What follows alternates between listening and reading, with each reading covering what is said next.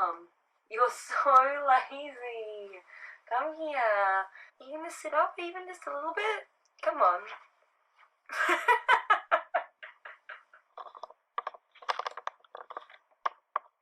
Come on. Come on.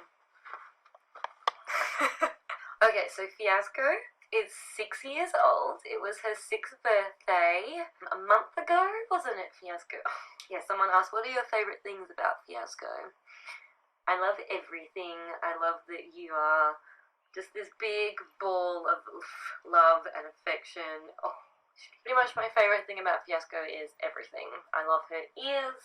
I love her tail. I love her nose. I love her snout. This video is for me, my mum, my sister, my dad, Jackson, and for anyone, and there's a lot of people, anyone who cared for Fiasco, loved Fiasco, loves Fiasco. I'm so sorry if this is the first that you're seeing it. Fiasco has passed away. She was only 9 years old. The life expectancy of a Shetland sheepdog is between 12 and 15 years, so it was really unexpected. And don't mind me if I'm looking down. I'm looking at this picture of her because this video is for her as well. It all happened quite quickly, all within like a month or so, and she went from being crazy, feisty, happy, healthy, zoomies, everything, to unable to walk, unable to feed herself, drink water, go to the bathroom by herself, anything, in a matter of weeks. And there were words like lesions, tumours, cancer, aggressive, autoimmune thrown around, and we did everything that we could to help her. The vets were incredible. My sweet baby girl. So this Christmas, normally Christmas with Fiasco is the best because she is the most beautiful thing under the tree, and she looks so good with all the lights and the Christmas decorations. She just glows, and she loves opening presents, and she loves ripping up wrapping paper. Like, the only reason my family pretty much use wrapping paper is so the dogs can rip them up.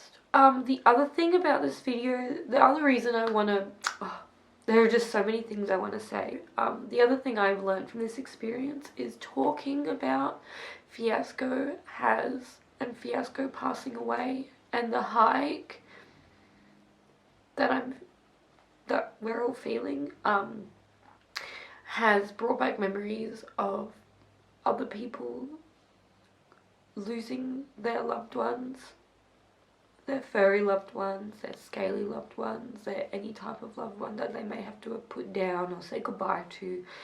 And I would like you, if you are feeling that right now, to just take the opportunity to comment down below and tell me all about your loved one that you lost, and tell me like what their name were and how old did they get to, and what they were like, their favourite things, and tell me all about them, please. I'd love to know.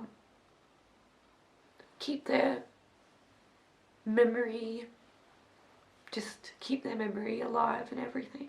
Vigo, the rough collie, he is happy, well. He was obviously devastated. He was in the room when she went to sleep, and he was so heartbroken. He's doing much better now, but whenever he smells anything of hers, he gets really upset, and goes quiet and sits by himself. So we're all getting through it slowly. Fiasco was literally the best dog. She helped me through everything that I went through. She helped me through literally everything. She always made me feel so important when I felt small and weak and useless or stupid, and she always made me feel safe.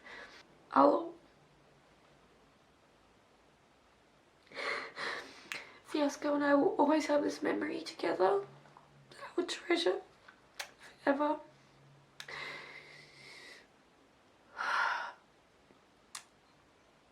On her last night alive, she managed to get up and go outside, and at like 2 a.m. I get waken up to her crying outside. And so I go outside and she's trying to go to the toilet and she's standing in the garden. So I held her up by the waist. And she could barely walk or stand, but as soon as you held her, she just trusted you so much that she just started walking. Like, she was like, oh my god, let's go, let's go. And we just walked in circles around the garden for like an hour. And I just wanted to stay up and support her for all the times that she stayed up and supported me or woke me up in the middle of the night because I was having nightmares or night terrors, and she would wake me up. She was just the best dog in the whole world. So her final morning was the next morning, and she just wasn't getting any better, and her walking was getting stiffer, and she was just in more and more pain. We decided to go to the river, or the estuary in Mandurah, because that was where she was getting her walks for the last 2 or 3 years, and that was like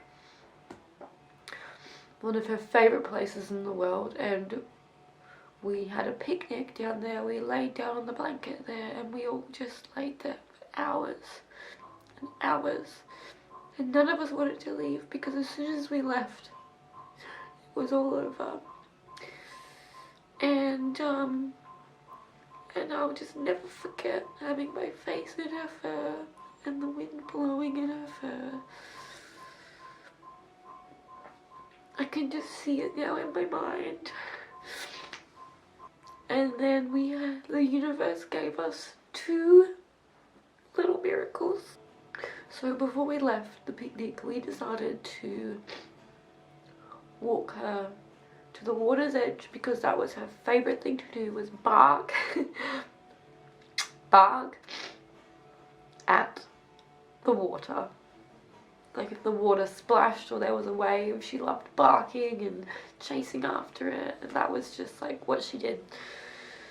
She was the same with like puddles, the hose. Oh my god, the hose.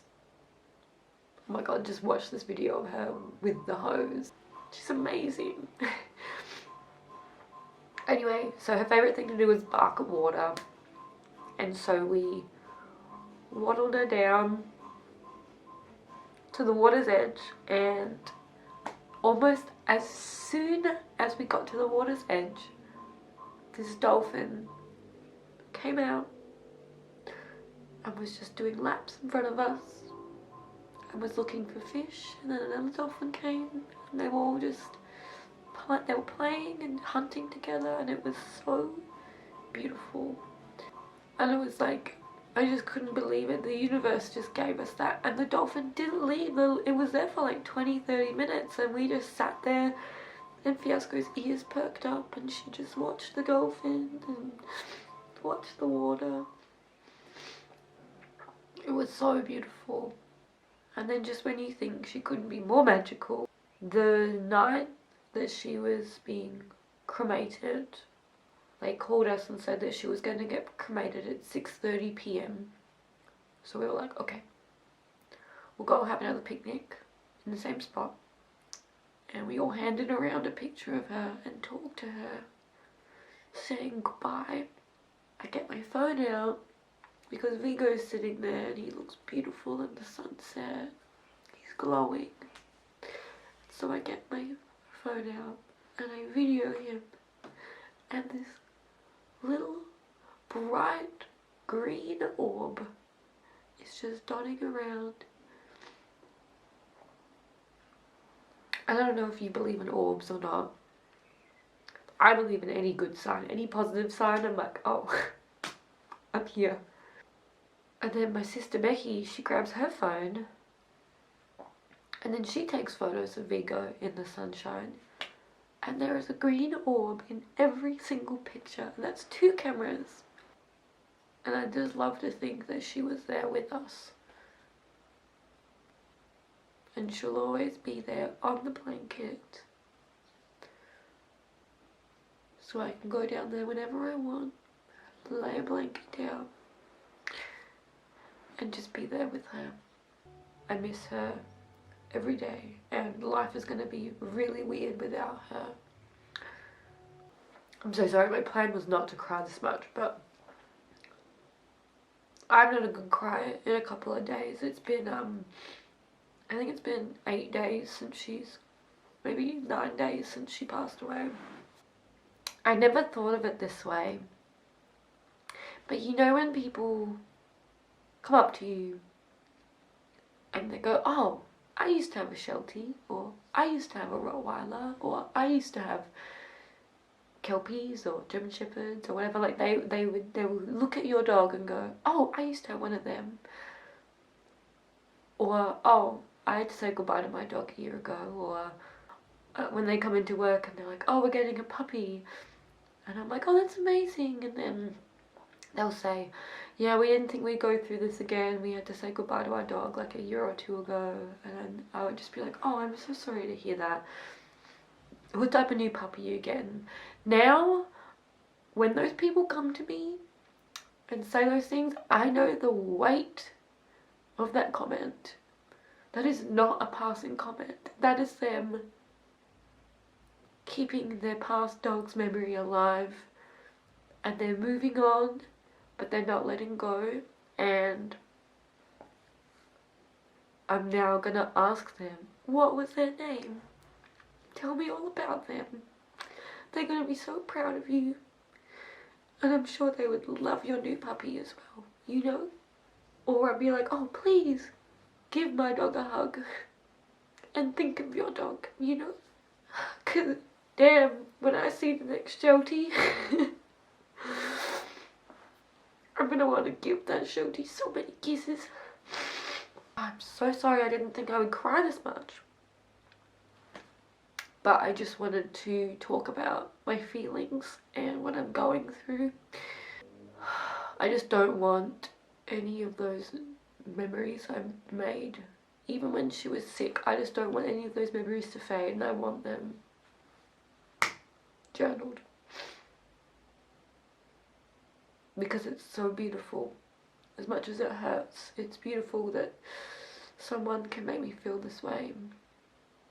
Be so in love and so sad and so heartbroken. I'm so lucky to have had that in my life.